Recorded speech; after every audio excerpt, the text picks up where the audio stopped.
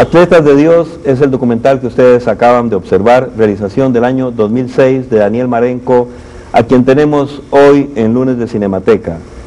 Antes de conversar del documental en sí, Daniel, ¿cómo combina un muchacho talentoso, emprendedor, las tres áreas de la actuación, de la danza en sí y la realización audiovisual? Como la Silvano, se podría decir. Exacto. decir. ¿Y quién fue primero, ¿verdad? Digamos? Es curioso porque a pesar de la familia que yo vengo y toda esta situación y esta circunstancia, todo esto se ha dado, en mi caso, en mi vida, de una forma espontánea, sin tampoco buscarlo tanto. No es que pueda decir que la danza llegó a mí, o que cuando he hecho teatro es que llegó a mí, o que ahora hago audiovisual haya llegado a mí. Yo creo que es más accidental en algunos casos, y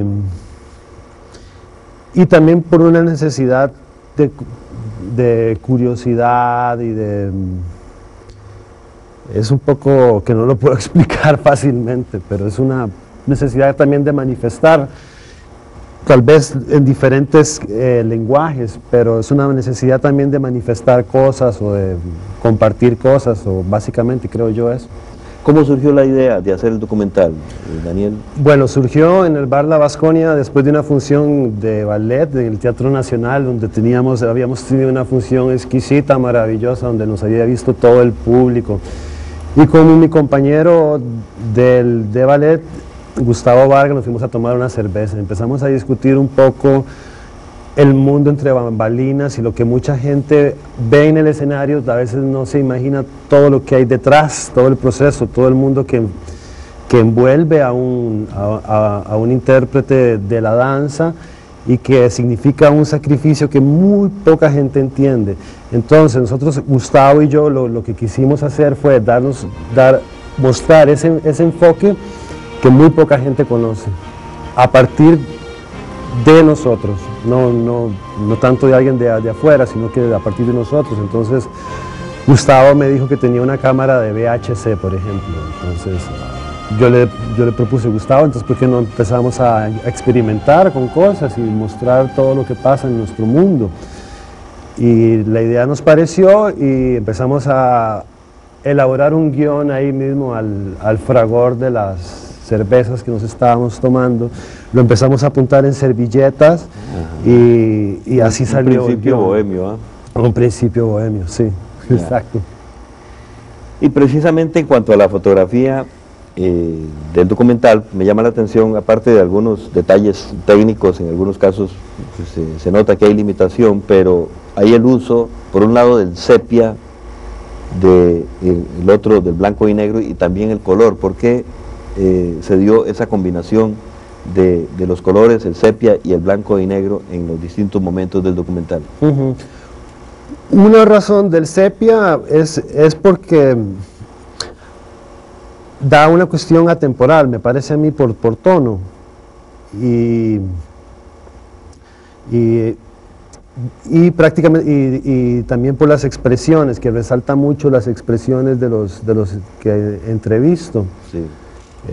Porque no quise como poner como hacer una entrevista en color y todo eso, sino ver los detalles de piel y ese tipo de cosas en los bailarines que yo escogí. El título, Atletas de Dios. Es que yo considero que los bailarines, como decían los aztecas, son los atletas de Dios. El bailarín es una persona que entrega toda su vida y da todo por algo que es sagrado, que es ancestral, que es milenario. Y entonces yo escogí ese nombre en base a una historia azteca, bueno, prehispánica, y también un poco lo que decía también Martha Graham, que los bailarines son los atletas de Dios. Claro. En este documental de 35 minutos más o menos de duración, está los testimonios de diferentes personalidades del arte de la danza en el país, de jóvenes y de veteranos, y me llama la atención, por ejemplo, la aseveración de Vicky Cortés, que dice: esto es un trabajo. Entonces, y bueno, y como tal exige, obviamente... Claro, claro. Ella lo que dice es ciertísimo, porque yo considero que la gente en este país, no la gente, digamos, hay un fenómeno que muchas cosas se manejan por prejuicios o por imagen o porque no ven en sí el tremendo trabajo que hay. Y para mí, que ellos lo dijeran con las palabras de ellos y que por medio de las imágenes se vea el tremendo esfuerzo que es la danza, y que la gente vea que el trabajo del bailarín es exageradamente sacrificado, que significa tiempo, años, etcétera, y que ella lo dijera con sus palabras y que con esa convicción de decir: esto es un trabajo. Eso. Sí, lo dice realmente con convicción, pero también Mimi González es otra bailarina de una amplísima trayectoria y reconocida trayectoria en Costa Rica, ha bailado también en el exterior. Mimi dice: se nos trata administrativamente como si fuéramos oficinistas, y es otro detalle que me interesa que pudiéramos ampliar, Daniel, ese criterio que ella señala en cuanto a que no se hace un reconocimiento real del carácter del bailarín, que hace un trabajo pero que es un arte. Sí. Bueno, yo por la vivencia que he tenido, que he trabajado en algunas instituciones, y puede ser que a veces la gente que maneja el sistema administrativo, pienso que a veces no valoran el elemento humano que tienen, y en algunos casos, por cumplir con una cuestión que sea puramente de horario, se convierte en hacer arte por estar bajo un sistema administrativo. Entonces se convierte un poco a hacer arte como funcionario. Y mucha gente que está metido en eso tiene una gran experiencia, tiene un gran conocimiento, ha alcanzado la parte más grande, o sea, ha logrado madurar como artista increíblemente, pero no se les pone a hacer realmente lo que saben o lo que podrían hacer, porque se institucionalizan.